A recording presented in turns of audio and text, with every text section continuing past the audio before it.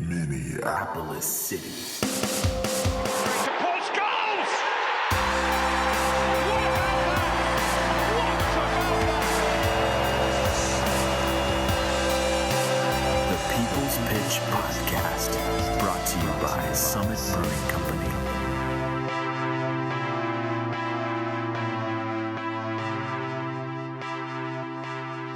People of Minneapolis, of Minnesota, and of the world, welcome to the People's Pitch Podcast.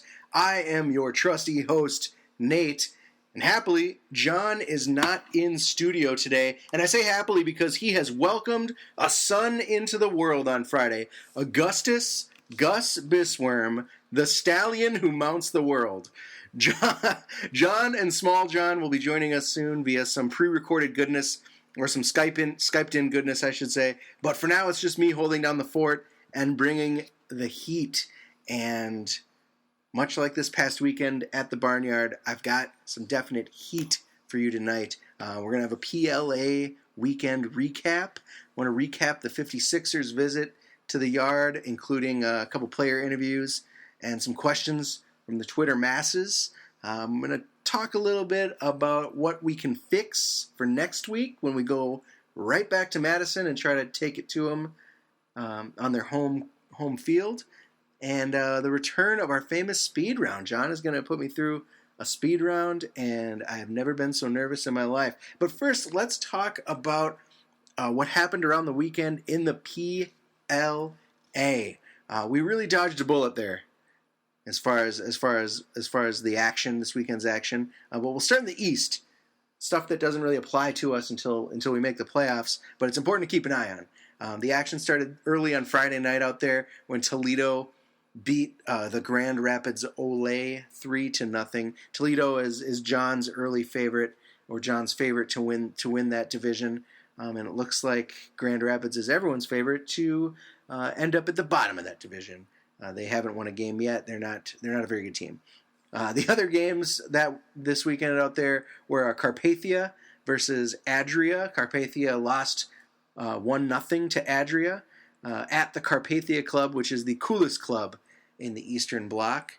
And Oakland County drew with Aurora Borealis 1-1. Aurora Borealis is playing a convincing spoiler role this season. They already stole 3 points from Toledo earlier in the season, and now they have denied Oakland County a piece of the top. County is in third place, conveniently 2 points behind co-leaders Adria and Toledo. If Toledo hadn't lost to Aurora, they'd be comfortably at the top of their table, but as it is, we've got a little bit of a log jam up there. And speaking of log jams, in the West, everyone gets a point. You get a point, you get a point, everyone gets a point, everyone gets a humpback whale. Croatians won, Woodbury Reserves won. This was something we were worried about because the Minnesota United Reserves were playing a doubleheader in Milwaukee this weekend, and the Croatians were the first to go up against them, but they were able to hold out and get that draw. And then the Bavarians, the next night or the next day, could not capitalize on any fatigue that the reserves would have experienced, and they drew against the reserves 1-1. So they took a long road trip to Milwaukee, and they came away with 2 points. Plus, they kept the Bavarians at 9 points. So thanks, guys. We are all now tied up at the top. The standings have the Bavarians and your favorite Minneapolis City SC at 9 points atop the table.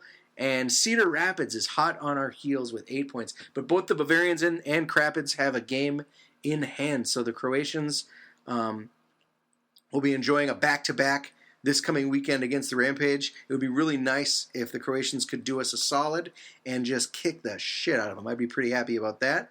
And the Bavarians will be coming to East Ridge High for a rematch against the reserves. And much like us, they're going to be hungry for all 3 points so that they can try to find some room at the top of the table.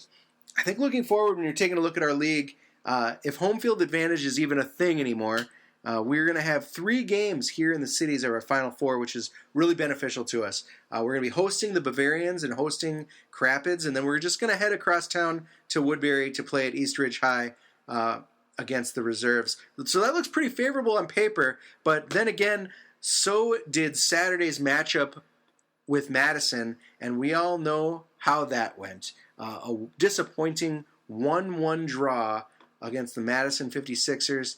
We're going to talk about that right now. On that note, I got to Skype with Jon to talk about Saturday's disappointing result. So let's go to that and see what he has to say about the 56ers. Jon, what's up, man? Thanks for being able to Skype in. I know it's tough taking a break from being a new dad. Yeah, thanks for having me. It feels weird to be on the guest side of the panel here instead of being on the host side. But no, yeah, Gus came into the world. He's done nothing but watch soccer his entire life because the Euros are on. Yeah, it's a good weekend for it. Yeah, it's good background noise to have when you're changing diapers and watching your wife provide him food.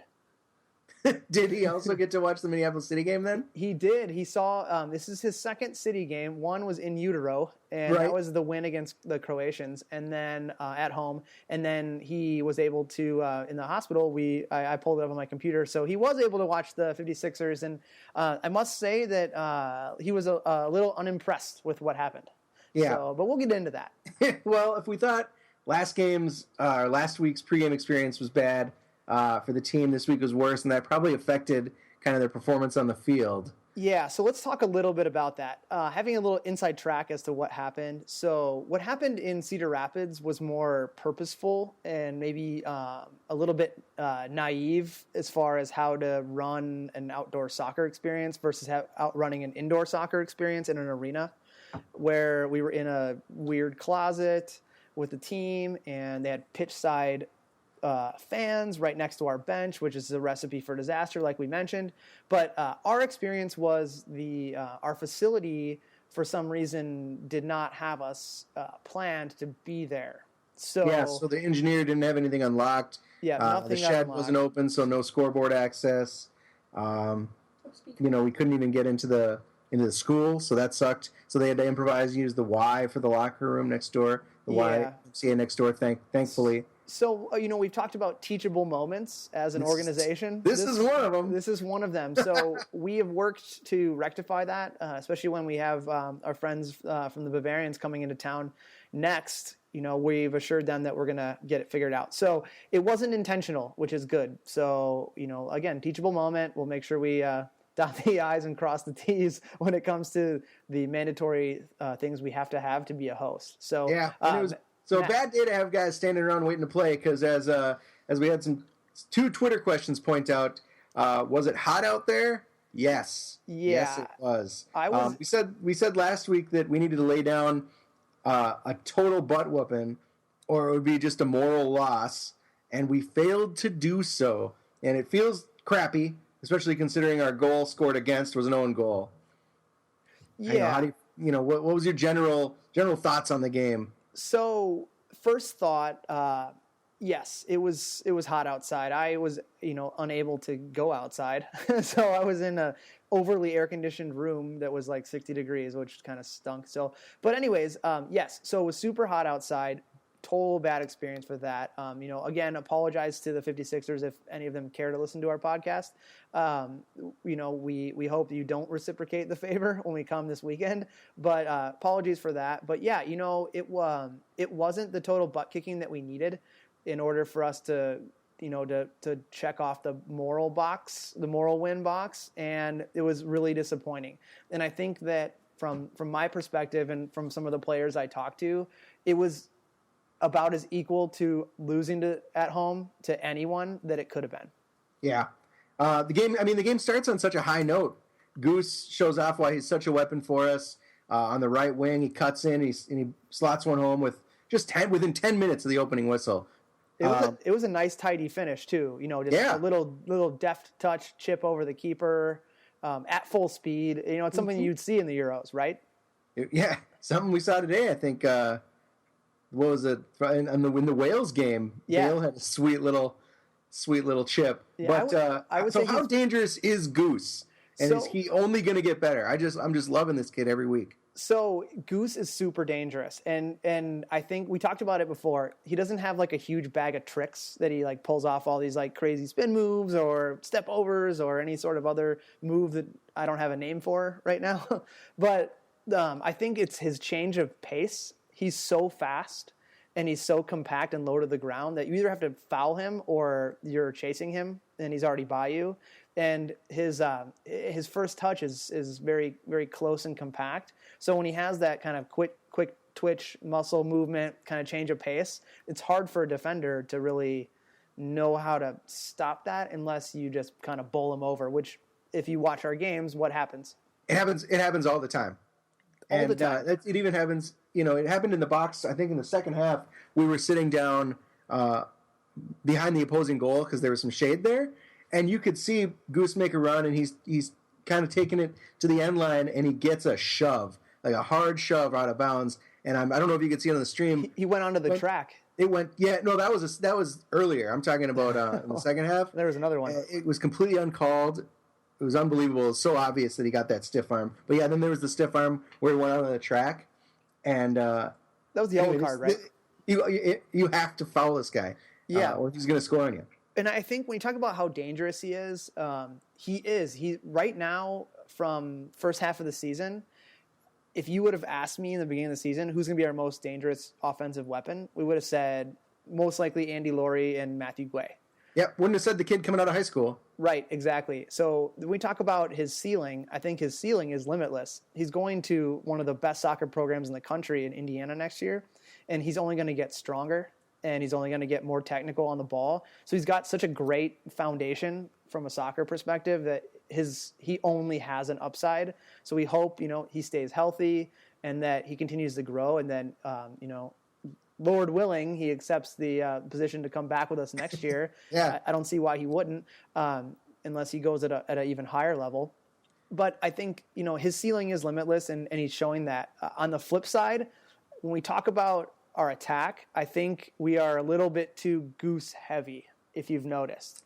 There's not a lot going on the other side of the field. And it's not to say that we don't have the firepower on the other side of the field. It's more so that he creates chances almost every time he gets the ball that we can't get so one-dimensional, no matter what formation we're playing, always going to his side. And, you can switch him to the other side, but then it flips over to the other side. Yeah, it's just a mirror. That's an interesting point. I hadn't thought about that. And, it's a little bit disappointing, I think. And it could be, tired legs and, guys coming right from college and having, not really even a week break. And then we started our preseason and we're in Des Moines.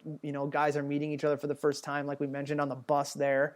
And, that's a little tough for guys. And I think we've figured out how everyone wants to play with each other. It's more so that now we need to vary where our attack comes from. Yeah. So Madison throughout the game was kind of content to attack on the counter, and they got that goal back, 5 minutes after Goose scored, thanks to some chaos in front of the net and an own goal off of Nate Engel. Nate is solid on defense, especially in the air, but his aerial challenges are off the charts great. But it seems like his mistakes cost us goals or cost really close chances. Right. I think that's a valid point. I don't think he makes a lot of mistakes because his positioning is so good. And I think not having Trey next to him, when Trey's there, he can be a little bit more of a risk taker because he's got Old Faithful back behind him or next to him. And knowing that the Trey didn't start because of he picked up a late injury, that hurt Nate because he's our center back that likes to get forward. And with that comes maybe some of those, what they I'll call them miscues rather than mistakes. He's not making glaring mistakes. It's more of a miscue that you might have from a center back moving forward because, when they go forward, they're bombing forward. They're not, meticulously dribbling past 10, 15 guys. They're one-dimensional going forward. And, we saw that he has the skill sets to play in the central midfield and against Milwaukee. Yeah. So he has those skills, and I think that he takes more risks when he has Trey back there. Not to say AJ didn't play well next to him. I thought AJ played fantastic. But I think that on the flip side of this also is that Alex Bradley is as advertised. And the mistake the miscue, again, I don't want to call it a mistake. The miscue that he had was something that Alex Bradley, who I think I didn't see Gerson play in Iowa, but from everything I hear, he's also as advertised. But we've seen a guy like Francois with Bavarians or Weidenbach with the Croatians, and even Brown with the reserves. All those guys are quality strikers, but Alex Bradley is the lone bright spot for Madison, and he capitalized on a miscue. Yeah. So nonetheless, Madison did not come to lose, right? I mean, they were mad. They played physical. I think only a crazy 3 yellow card play that started with a hard challenge against Samuel really settled them down. I'd say their defense held pretty strong, but that is not entirely true. Right, and I think so from what I was hearing on the stream, watching it with the boy, it wasn't actually 3 yellow cards. For some reason, the referee only booked the guy on the challenge, which was a terrible challenge. Like, that was the same guy that got sent off against Milwaukee and caused their complete and utter meltdown. And then Their 6-0. Their 6-0 complete and utter meltdown against the Bavarians. But it was, it was a hard challenge in a non-threatening area of the field. So I think that's why he saved the red card. And I think the yellow card, I think the guy, from what the Matt said on the stream was that the referee was trying to find the guy.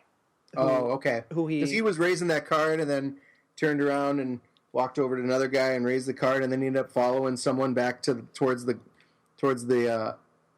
opposing net. And anyway, so it looked like 3 yellows, but if it's only one, that makes sense. Well, because I asked Wexler about it, as you'll hear, and he was like, and he had no clue what I was talking about.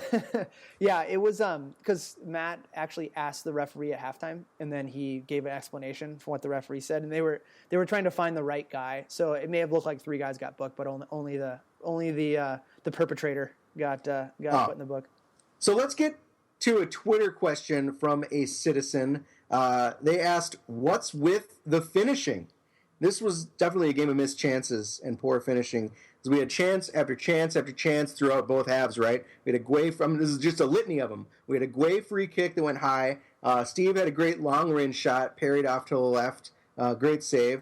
Goose had his strike fly high like a minute later. Matthew Guay had another open chance at the end of the first half that he just didn't take. In the second half, Goose, Guay, Wex, they all missed chances. What's going on there, John? I mean, can we really chalk all of it up to field conditions? Or was their keeper, number 0, really that good on Saturday? I think it was more so the weather.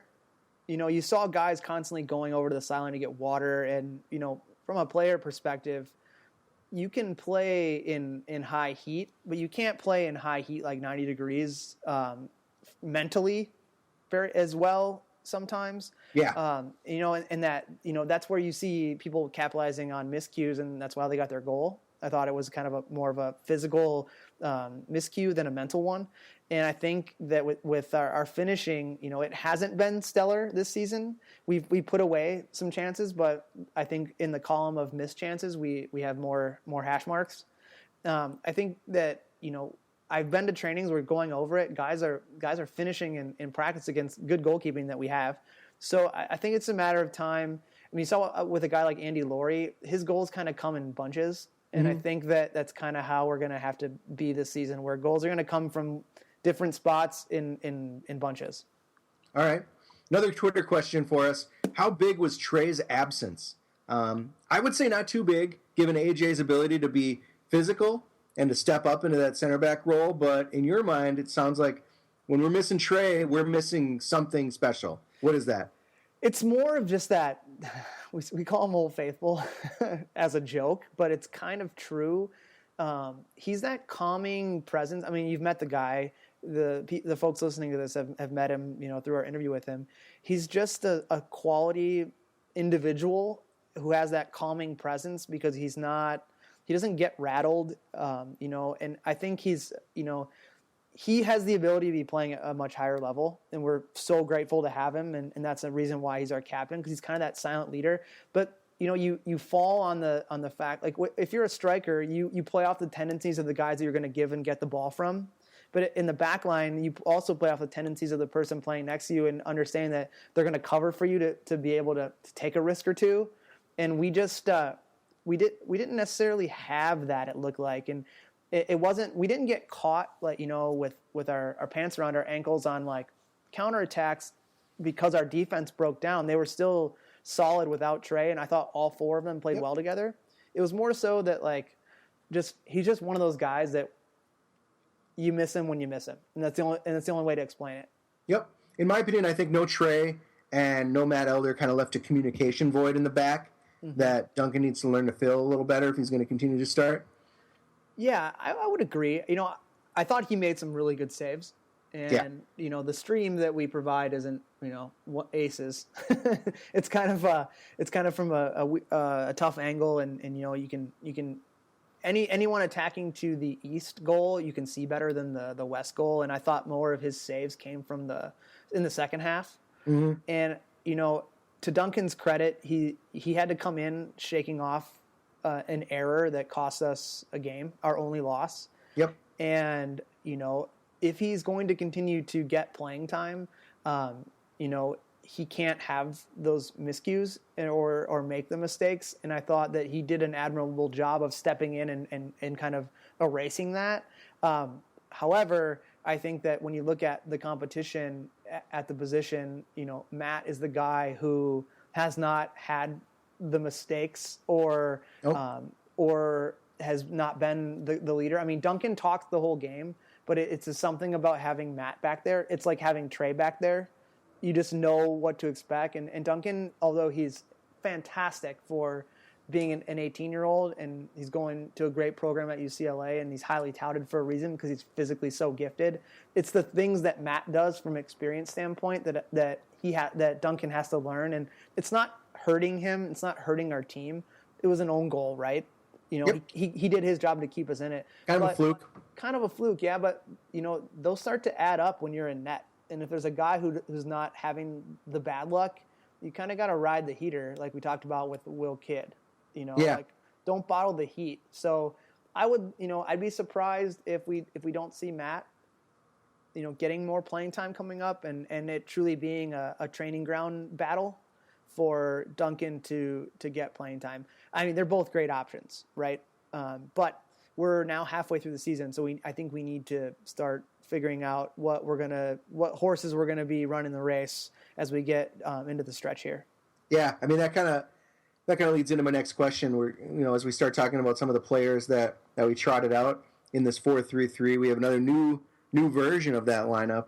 We've already talked about AJ in there, Trey out. But do you feel Duncan getting the starting goal? Do you feel that was the right call? I mean, it sounds, you might agree with me that probably not at this point in time.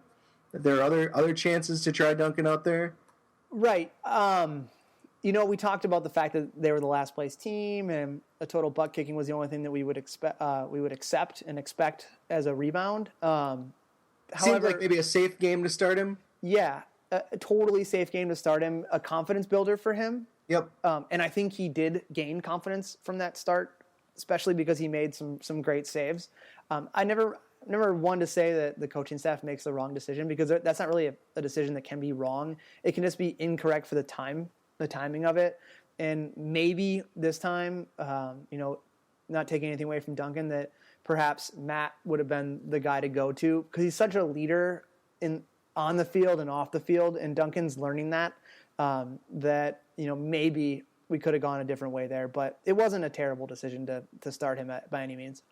So with Trey out with an injury, AO got to wear the armband. The famous Stegman armband. Yep, and AJ Albers went into beast mode, and he really held down that second center back position. I think he did really admirably. He's really never been one to shy from establishing himself physically, and that was evident in the 15th minute. I don't know if you could hear it on the stream, but he really put the hurt on someone. Oh, you could hear it. Drawing that yellow. I mean, we heard that from all the way across the other side of the field. You just heard that slap. He dropped that guy hard. Yep, and I would not expect anything less from the beast from the East. I was a little bit worried. It was so early in the game that I was thinking, oh, man. He's going to have to restrain himself now? Yeah, and the last thing we need is because he's not used to playing with Engel in the back line. They played together for a couple of years, but usually one in front of the other. Mm-hmm. And I'm thinking, if there's a miscue in the back and he's got to, actually earn his yellow, we might be in some trouble. But you're right. I think he played great. He showed that his versatility, and he showed that we really were missing him in Milwaukee against the Croatians and in Cedar Rapids, that no matter what position he's at, he's an asset. So we need to find places for him to play. And it just happened to be center back this week. Yeah. So that means Steve moved in at center defensive mid again. And I feel like his style is more complementary to Samuel than Wex, where it's kind of vice versa when AJ is in at that CDM position. Steve and Samuel, they're looking to move the ball. Steve can make a couple challenges and kind of help out on D a little bit, but really he's about helping get it forward. And AJ is a guy that's just moving forward. Wex is a guy that's moving forward. I feel like they're a little less creative, more direct. Yeah, I would say that's true. I think Steve's very direct too. He's the king of the safe 5-yard ball, keep possession. Yeah. And there's nothing wrong with that. And I think that comes from his pedigree of being a Minnesota Thunder Academy graduate. It's very much so what they play. But you're right with AJ in there. He knows when he can and can't take a risk. And 9 times out of 10, it's the right risk to take. And he wants to get forward. But he has the ability to get back. Where when we talked about Steve unleashing that shot, I thought it was a great take from that distance. Yeah. And I wasn't expecting it because he doesn't really get forward. He's more the guy who shades the back line. So I thought he filled in great. He's not experienced like AJ is, but he's a guy like Goose that you hope he sticks around for a couple years. So our guy Will didn't get the start. We were calling for it all last week. Guay keeps his spot on the left side. And I had a big problem with his touch, with Matthew's touch and his vision. Any thoughts on that? Do you agree? I thought his touch was okay. His first touch is always positive. It's not a negative first touch, meaning that he's always looking to either turn a guy or to move into space to turn to get forward. I think that what we lose with him constantly tracking back to get the ball is if he's on the wing and he's tracking back so deep to get the ball, another offensive weapon with his skill sets is out of the equation.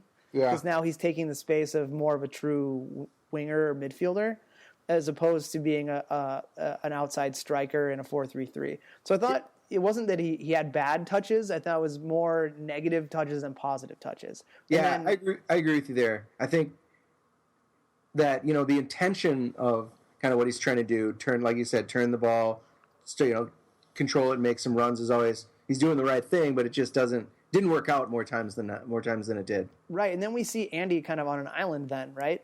Yep. And he's doing all the work that he can to get the ball, but you can't use a guy like Andy when 90% of his time is draining his energy for when you need him in the position that you need him in. And I thought, with Matthew, again, those negative touches, even though they're positive in a sense because we're keeping the ball, but it wasn't. We're not seeing the dynamic Matthew Guay yet, and it's gonna come. He has it all. It's more. I don't know if he's better suited with a strike partner up top as a more of a 2-forward system, or he's more of a withdrawn kind of false number 9 behind the striker in the central part. So I don't know. I don't know if we're not necessarily misusing him, but it hasn't clicked yet. And it's kind of tough. He's coming from playing a different system in college to now playing multiple systems with us, which is a positive for him to learn how to play in different things. But his best skill set is attacking at defenders, and we're not really seeing that as much as I'd like. Yeah, I agree with you. I think even though he did tally that assist and it was a great assist. Ball to Goose. I think he's definitely more dangerous when he's making runs behind the defense and taking some shots because if he's I just don't see that besides the Goose assist, his vision just isn't there to look up and find the guy. I think he's looking to go to the net and score. Right, and which is not what a striker always does. what you need on the wing. Right, it's what a striker does. So you see him come in and play that central striker role, but then he's coming back so deep to get the ball, then your wingers are pinned out by themselves out wide, and there's no one in front of him to work off of. So it's really just kind of feeling himself into the game more than the game taking away from him.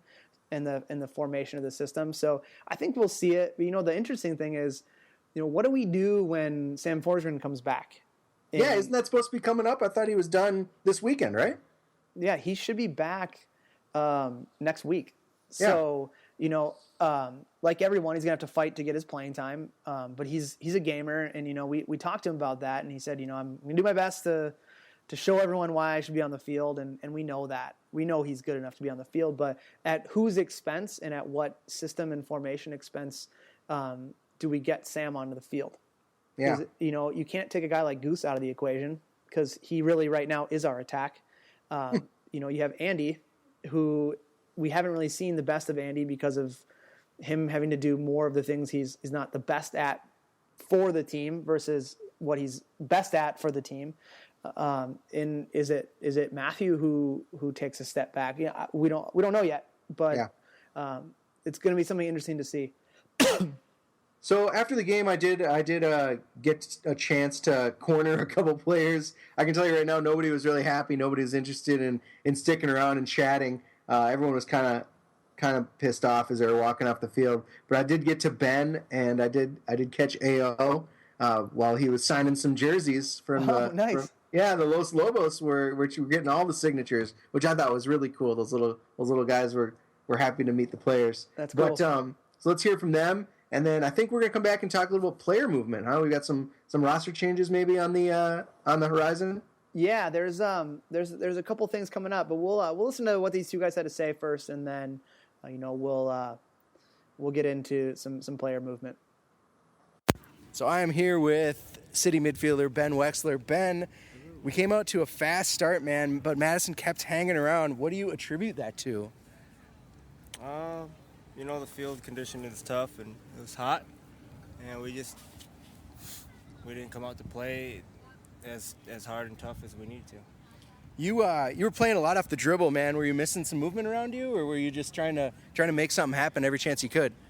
Oh, my style is I try to go forward, but if I can't, I'll pass it off. But yeah, it's a narrow field, so trying to find people open is difficult. Yeah, we had the same observation last week, man. You just get it and run. So no AJ behind you to start the game. He ended up moving up near the end.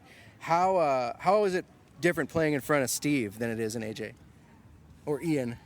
Well, Ian, he's younger, but he's more technical. But it's nice to have AJ coming up behind you, knowing that he's gonna hit people. Yeah. He's gonna take people down, and he's gonna win every header. But it's great playing with both players. So that 3 yellow card play at the end of the first half there, what happened? Which one? There was like someone went down in the middle. Samuel went down in the middle, and 3 yellow cards came out right in a row. I honestly, I must have missed that. All right, cool. Sorry. So now we jump in the car next Saturday, and we go to Madtown. How are you going to play them differently, knowing what you know now? Just a hard week of training, and getting ready. We now know what they offer, and we're gonna have to come up with a game plan to take them down. All right. Thanks, Ben. All right, thanks. Hey. All right, I am here with Captain Aaron Olson. Aaron, you had the yellow armband on today. Yep. How's that feel, and what were the coaches talking to you about beforehand? How to approach this game? Well, first, feels good. We've had 3 captains all year, myself, Trey, and Matt, our keeper. But, I guess Trey was out today with a groin injury, so they gave me the band. They told me to be the vocal leader out there, and I definitely tried to do so. Usually I'm the one with the mouth open on the field, giving direction, so I guess that's the direction they took. Yeah, man, I was going to ask you about that. Usually you do like to direct some heat around the field at the other players, at the refs. Sounds like they deserved it a little bit today. Refs were missing some calls. Players were getting a little aggressive. Yeah, for sure. Definitely looked to me to be the one to dissent against the referees.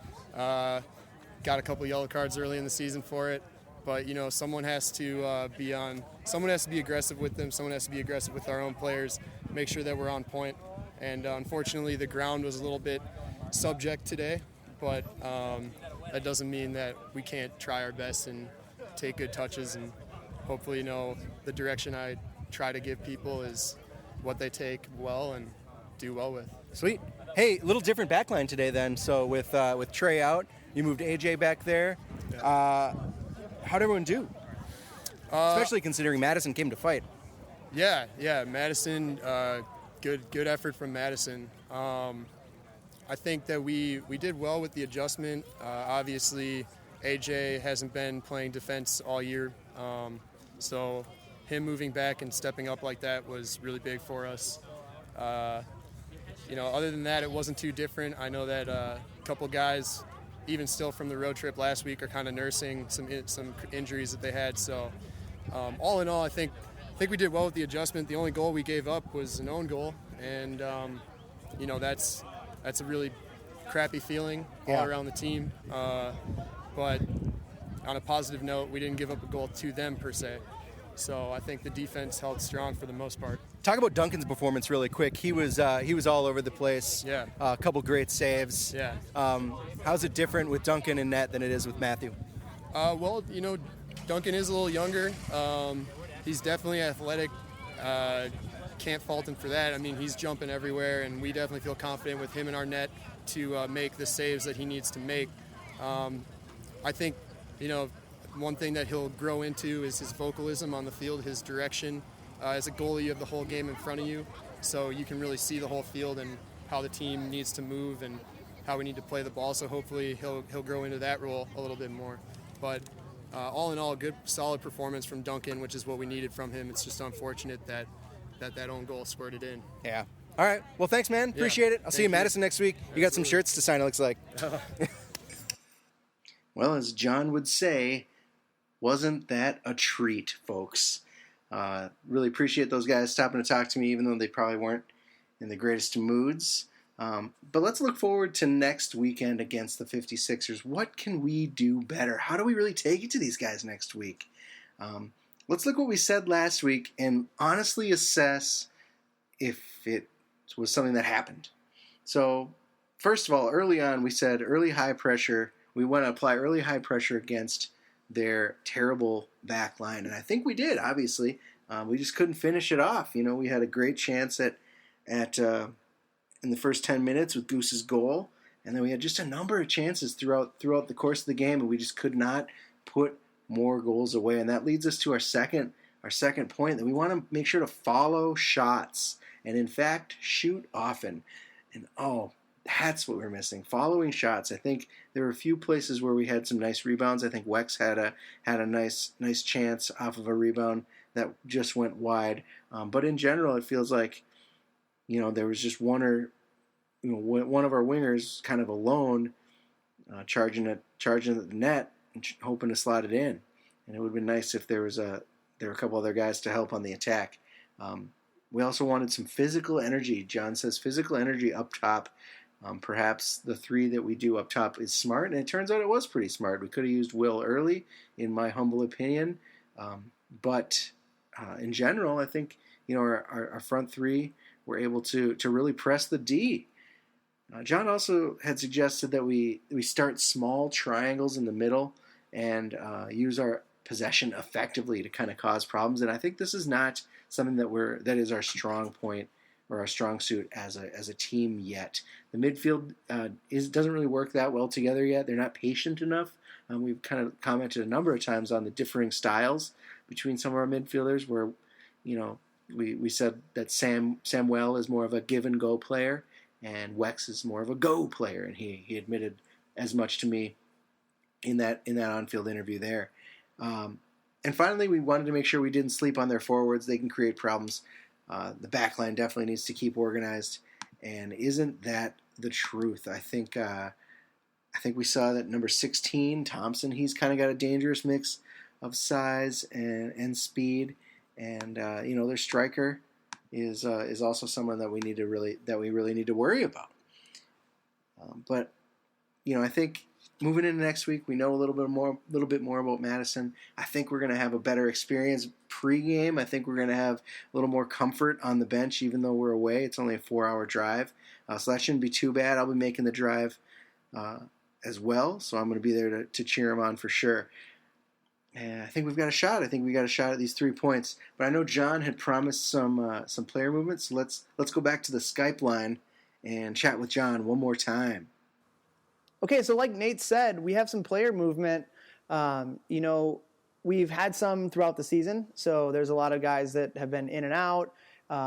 But most notably, people that are coming in, they haven't really been official yet, so we can't really say any names, but we're looking to add a couple of pieces. One in particular, which we'll kind of get into a little bit when we have the release portion of this, is another kind of established defender who has a little bit more experience, because if there's one area that we have, and I think you'll definitely agree with me on this, that where we need to get a little bit more depth, and that's at outside back. So I think we're going to be looking to bring in an outside back, and maybe one or two guys that have been getting a look throughout the trial period who are still on the market, maybe coming in. So we'll have a little bit more on that next week. But we do have a release that we have to talk about, and that's Brian Chapman, our outside left back. Brian asked for his release last week, so that's why he was not in attendance for the game. He's looking at moving to a different club overseas in a second division, and as a result of ongoing talks with them, he asked for his release. Nothing against the club, nothing against the system, the coaching staff, anything like that. He kind of assured me when he let me know he wanted his release that it was as a result of being able to maybe go somewhere to get paid to play. Yeah, and well, that's good. That's great for him, and it's a bummer to lose him, because he not only brought some depth, but he brought some fans with him all the time. Yep, and I would still imagine those folks are still going to come around, because they're friends with guys like Elder and Engel and AJ. That they run in the same pack.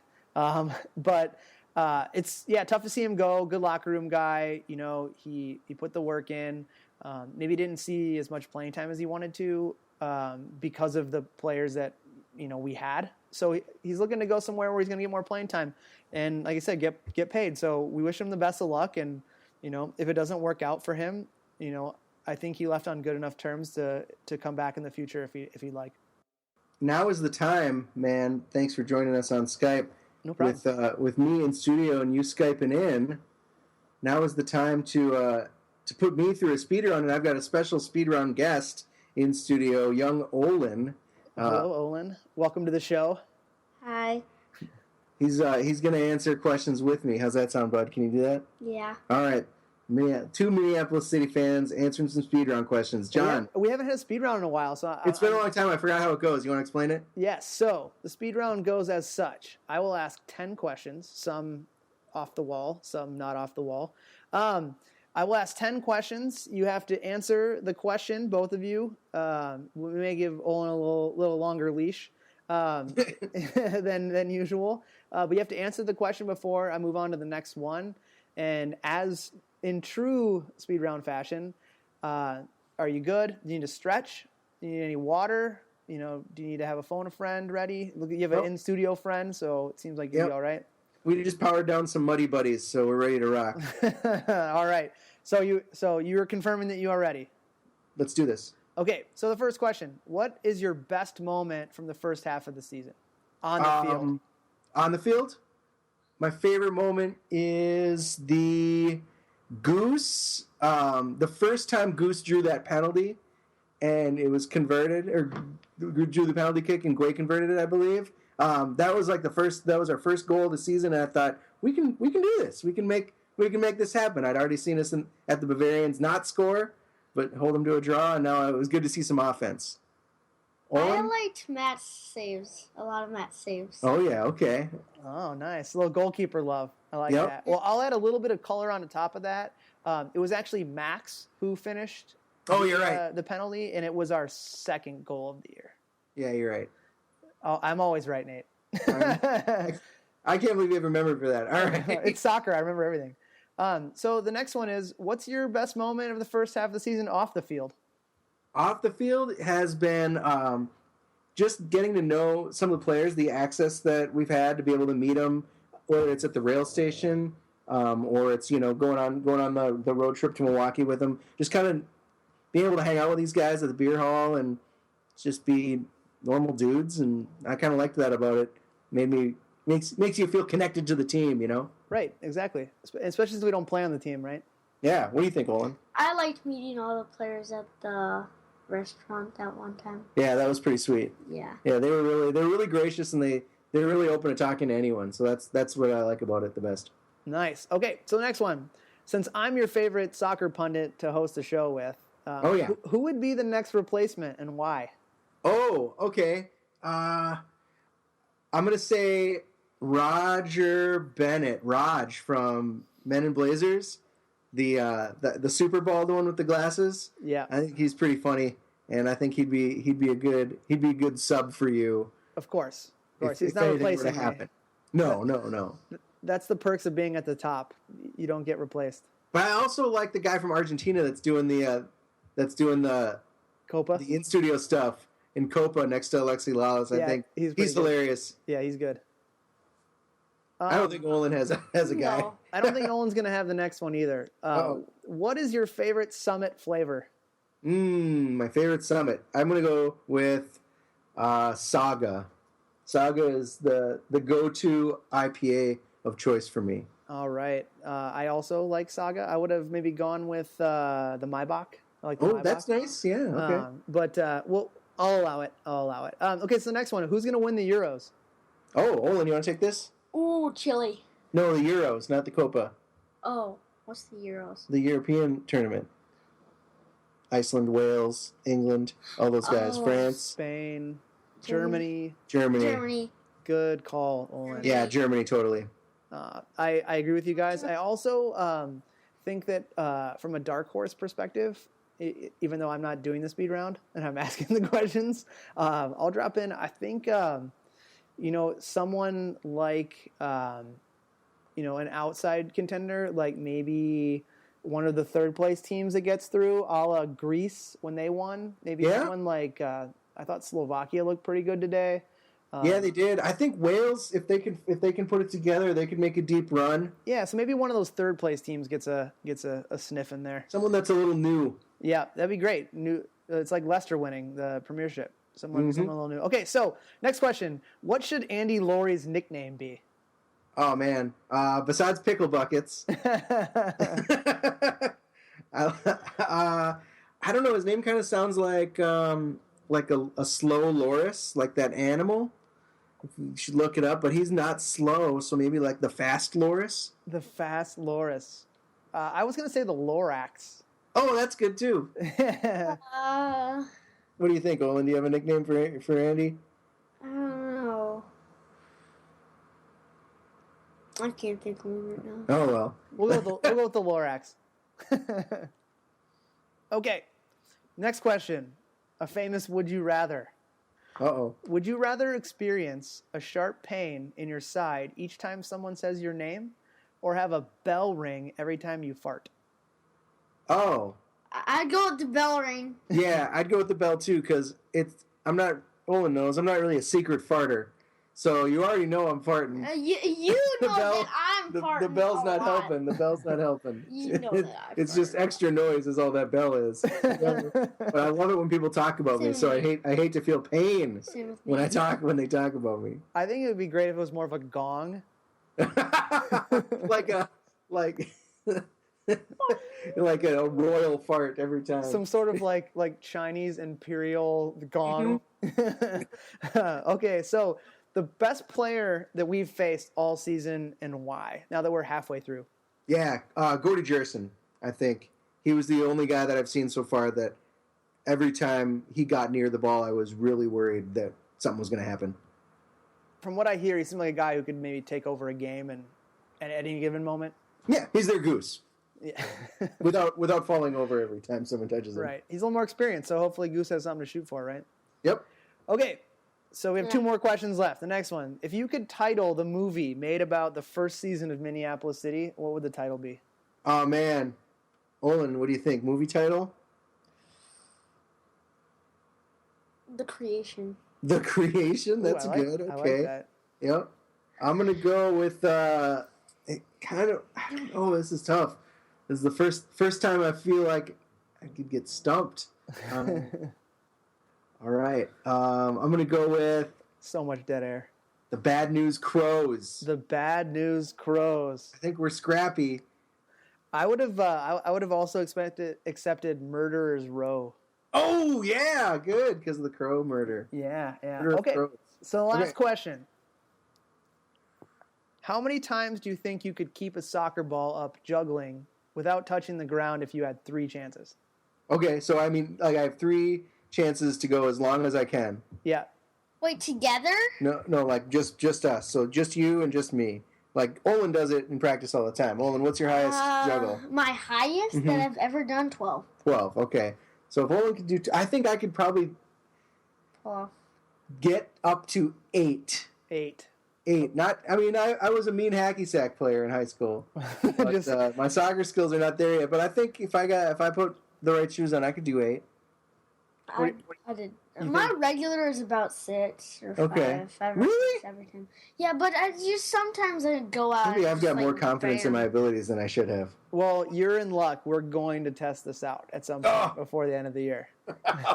Yes. Awesome. All right, well, that's the speed round. Thank you Thanks, so dude. much for not only having me on here, but also, Olin, thank you so much for joining us. I know you're an avid podcast listener, and the reason why we've been cleaning up our language. But thank you so much for both of you for having me on. I'm going to bow out now. Yeah, man. So I'll be back in action soon. The boy Gus and I will, as soon as he can regularly leave the house, he'll be checking out plenty of city action. So for the rest of the listeners, thank you so much for having me on. We look forward to 3 points in Madison this weekend and Nate closing out the show. Thanks, John. We'll talk to you soon. Yeah, no problem. Thanks. Well, wasn't that one gigantic treat, folks? Next week, John should be back. We are going to be recapping the reverse fixture at Madison. I will be there, haunting Madtown's finest eating and drinking establishments. Probably get a fish bowl at Wando's and just sit by myself and chug it. We are going to get ready to host the Bavarians, too, on the show next week in a match that could very well determine who goes to the PLA playoffs at the end of July. It will be the second time we've seen them, and we are a much different team, a team that's definitely got it together a little better, hopefully by the second time we go up against them. So should be a good one. Hey, I also got to mention Unchained number 22 is almost here, and it's got a hilarious name. Check out the Zingaber Cream Ale from the same dude that brewed Herculean Woods. It's pretty cool. It's got some ginger up inside of it, putting like a sexy yet soulless twist on a classic summer cream ale. Go online to summitbrewing.com and learn about that. They posted a video about that today on their Twitter, and I really liked it. Zingaber. Man, Germans say some weird shit.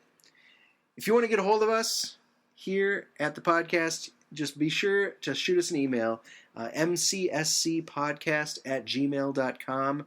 You can always tweet at us, of course, at Mexinate or at Johnny Business. That's Johnny with 2 N's, Business with 2 Z's and 2 S's. Or, of course, tweet at the team at MPLS City SC. They're always quick to respond, quick to like almost anything that anyone says about or even around them.